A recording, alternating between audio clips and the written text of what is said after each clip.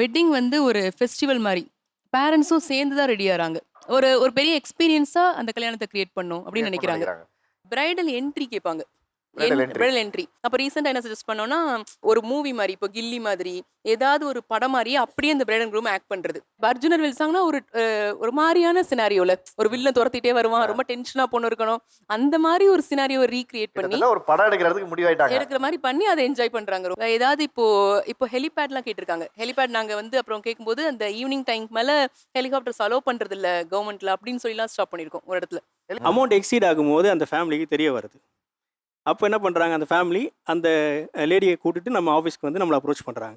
அப்போ நம்ம கம்ப்ளீட்டாக அவரை பற்றி பேக்ரவுண்ட் எடுக்கும்போது, அவர் வந்து நாசாக்கும் அவருக்கும் சம்மந்தமே கிடையாது. அவர் அண்ணா நகரில் இருக்கார். அவர் மேரீடு, 2 பசங்க இருக்காங்க, பெரிய பசங்க. காலேஜ் படிக்கிற வயசில் ஒரு பொண்ணு, +2 படிக்கிற வயசில் ஒரு பொண்ணு இருக்காங்க. அப்படின்றது நம்மளுக்கு தெரிய வருது. கோவிட் டைமில் அவர் பிஸ்னஸ் வந்து அடி வாங்கியிருக்கு. அவர் ஒரு சின்ன ஸ்டார்ட் அப் வச்சுருந்துருக்காரு.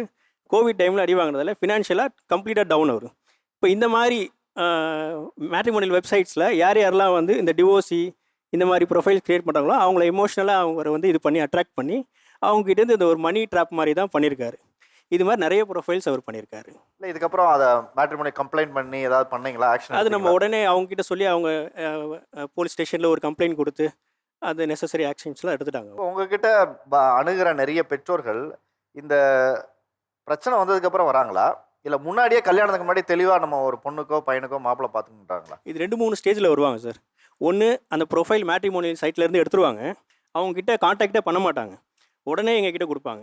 நீங்கள் வந்து பார்த்துட்டு எல்லாம் ஸ்க்ரீனிங் பண்ணிவிட்டு ஓகேன்னு சொல்லுங்கள் சார், நாங்கள் ப்ரொசீட் பண்ணுறோம். பேச்சுவார்த்தையே அதுக்கப்புறம் நாங்கள் ஆரம்பிக்கிறோம். இது ஃபஸ்ட்டு. செகண்ட் பார்த்தீங்கன்னா பேசிடுவாங்க. ஃபஸ்ட் லெவல் டாக்லாம் முடிஞ்சிடும். அதுக்கப்புறம் அந்த ஃபேமிலியை நாங்கள் பார்த்துட்டோம், அவங்களும் எங்களை பார்த்துருக்காங்க, இதுக்கப்புறம் நீங்கள் ஸ்க்ரீனிங் பண்ணி கொடுங்க அப்படின்ட்டு. என்கேஜ்மெண்ட் முன்னாடி வரை வருவாங்க. சில பேர் என்கேஜ்மெண்ட் முடிஞ்சிட்டும் வராங்க, கல்யாணத்துக்கு ஒரு நாள் முன்னாடியும் வந்திருக்காங்க. யாரு பெண் வீட்டாருக்கு இருக்கா? 2 பேருமே. 2 பேருக்குமே இருக்கா? 2 பேருமே. இப்போ உங்ககிட்ட ஒரு கல்யாணம்னு வர்றவங்க என்ன ஸ்கேல்ல இன்னைக்கு பண்ணணும்னு நினைக்கிறாங்க? பெண் வீடா, ஆண் வீடா? யார் வந்து நல்ல செலவு பண்ணி கல்யாணம் பண்ணிக்கணும்னு நினைக்கிற ஒரு எண்ணம் யார்கிட்ட அதிகமா இன்னைக்கு மேலோங்கி இருக்கு? இப்போ கொஞ்ச நாளைக்கு முன்னாடி வரைக்கும் வெட்டிங் வந்து ஒரு கடமை மாரி. கண்டிப்பா அந்த வெட்டிங் பண்ணணும். அந்த வெட்டிங்ல ஃபுட் நல்லா இருக்கணும். எல்லாரையும் கூப்பிட்டுறணும். யாரையும் விட்டுறக்கூடாது. பத்திரிக்கை வைக்கணும். ஸோ அந்த கைண்ட் ஆஃப் இம்பார்ட்டன்ஸ் இருந்துச்சு. இப்போ எப்படின்னா, வெட்டிங் வந்து ஒரு ஃபெஸ்டிவல் மாரி. பேரண்ட்ஸும் சேர்ந்து தான் ரெடி ஆறாங்க. ஒரு ஒரு பெரிய எக்ஸ்பீரியன்ஸா அந்த கல்யாணத்த கிரியேட் பண்ணணும் அப்படின்னு கிரியேட் பண்ண நெனைக்கிறாங்க. நினைக்கிறாங்க. இப்ப நீங்க இதுவரைக்கும் பண்ண மேரேஜ்லயே அதிக செலவு பண்ணி மேரேஜ்னா என்ன செலவு ஆ பண்ணியிருக்காங்க? ஒரு டெஸ்டினேஷன் வெட்டிங் ஒண்ணு பண்ணோம் கோவால. வந்து எக்ஸ்பென்ஸ்ன்றத விட ரொம்ப நெறைய எலமெண்ட்ஸ். ஒரு அங்க வந்து நம்ம இங்கேருந்து எல்லாரையும் அங்க கூட்டிட்டு போய் ஒரு ரிசார்ட் பிளாக் பண்றது. அங்க ஒரு கிராண்ட் டெக்கார். இப்ப அங்க பேசினவங்க ஒருத்தவங்க சொன்னாங்க. ஹல்தி, மெஹந்தி இதெல்லாம் புது ட்ரெடிஷனா இருக்கு அப்படின்னு சொல்லிட்டு. அந்த ட்ரெடிஷன்ல ஹிந்து வெட்டிங் தான். ஆனா அதெல்லாம் இன்க்ளூட் பண்ணி. அதெல்லாம் நார்த் இந்தியன் ட்ரெடிஷன்ஸ் அப்படின்லாம் இப்ப யாரும் பார்க்கறதில்ல. இது ஒரு செலிப்ரேஷன் அவ்வளோதான். ஹல்தி நம்ம பண்ணா ஜாலியா கலாச்சாரத்துல அந்த இருக்கு. மெஹந்தி வைக்கிறது இல்ல.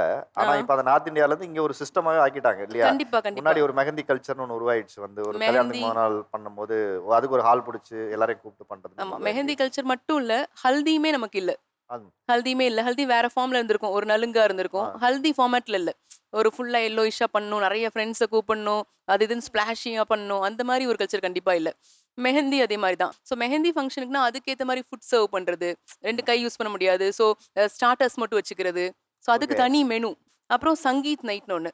சங்கீத் நைட் அப்டினாலே ஃபுல்லா டிஜே அதுக்கேத்த மாரி ஒரு decor. Full and full dance தான். ஸோ இந்த பேசிக் ட்ரெடிஷனே முன்னாடிலருந்து வெட்டிங்ல இப்ப மாறிடுச்சு. இப்போ இவ்வளவு பிளான் பண்ணி செலிப்ரேட் பண்ற ஒரு வெட்டிங்ல யாரோட கை டாமினேஷனா இருக்குன்னு நினைக்கிறீங்க? ஆண் வீடா? பெண் வீடா? ஆண் வீடா, பெண் வீடா அப்படின்ற கொஸ்டின விட, இப்போ ஒரு பெரிய சேஞ்ச் என்னன்னா, முன்னாடிலாம் பேரண்ட்ஸ் தான் வந்து ஒரு வெட்டிங்க டிசைட் பண்ணுவாங்க. எங்க நடக்கப் போது? என்ன மாரி நடக்கப் போது? எவ்வளோ ஸ்பெண்ட் பண்ண போறோம்? அப்படின்லாம். இப்ப நெறைய பிரைட் அண்ட் க்ரூம் டிசைட் பண்றாங்க. நாங்க நெறைய மீட் பண்றதே பேரண்ட்ஸ் இல்ல. பிரைட் அண்ட் க்ரூம் தான். டைரக்ட்டா அந்த பிரைட் அண்ட் க்ரூமே வருவாங்க. வந்து எங்களுக்கு இதான் டெசிஷன். இப்படி தான் நாங்க டெக்கார் பண்ண போறோம். இங்க தான் நாங்க பண்ண போறோம். இது மட்டும் என்கொயரி பண்ணி சொல்லுங்க அப்படின்னு. ஸோ பேரண்ட்ஸோட ரோல் எப்போ வருதுன்னா, ஓவரால் பட்ஜெட் டிசைட் பண்ணி, இவ்வளோ பண்ணிக்கலாமா? அங்கேயுமே பெரிய நோ சொல்ல முடியாது பேரண்ட்ஸ் வந்து. இல்ல இதுல மாப்பிள்ளையா? பொண்ணா? யார வந்து அதுல வந்து அவங்களோட நாங்க டாமினேஷன் பாக்குற இருக்கு? இடத்துல வந்து கொஞ்சம் பொண்ணுங்க தான் எனக்கு தெரிஞ்சு டாமினேட் பண்றாங்க. ம். ஓகே. இந்த சைடு உட்காந்து சொல்லிட்டேனா? இல்ல பரவால்ல, பரவால்ல. டாமினேட் பண்றாங்கன்றதுல நீங்க எந்த பக்கம்னு பொண்ணுங்களுக்கு பார்க்க வேணாம். உண்மைய சொன்னீங்கன்னா இல்ல, போதும். இல்ல பொண்ணுங்களுக்கு தானே கொஞ்சம் அந்த எஸ்தெடிக் சென்ஸ் இருக்கு. ஆ. இப்போ ஒரு டெக்கார் டிசைட் பண்ணோம் அப்டின்னா, அந்த பையன்ட்ட கேட்டோம்னா, அவங்க உடனே சொல்லுவாங்க. இல்ல நீங்க அவங்ககிட்டயே கேட்டுக்கோங்களேன் அப்படின்னு சொல்லி. இப்போ ஒண்ணு அவங்க கிட்ட கேட்டோம்னா அவங்க சொல்லுவாங்க என்னோட சாரி கலர் இது. ஸோ அதுக்கு மேட்சான ஃப்ளவர்ஸ் யூஸ் பண்ணுங்க பின்னால. ஸோ இந்த மாரி பண்ணலாம் அப்படின்னு அந்த அந்த பொண்ணுக்கு தான் நெறைய கிரியேட்டிவ் தாட்ஸ் இருக்கு. பசங்களும் அத என்ஜாய் தான் பண்றாங்க. அத டாமினேஷனா ஃபீல் பண்ணல. ஓகே உங்களுக்கு பிடிச்சிருந்தா அத ப்ரொசீட் பண்ணலாம்.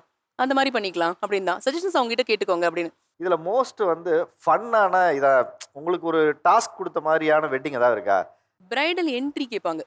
Bridal entry. Bridal entry. அப்ப ரீசெண்டா என்ன சஜெஸ்ட் பண்ணோம்னா, ஒரு மூவி மாரி, இப்போ கில்லி மாதிரி, ஏதாவது ஒரு படம் மாரியே அப்படியே அந்த பிரைட் அண்ட் க்ரூம் ஆக்ட் பண்றது. இப்ப அர்ஜுன் அண்ட் வில்சாங்னா ஒரு மாரியான சினாரியோல ஒரு வில்லன் துரத்திட்டே வருவான். ரொம்ப டென்ஷனா பொண்ணு இருக்கணும்.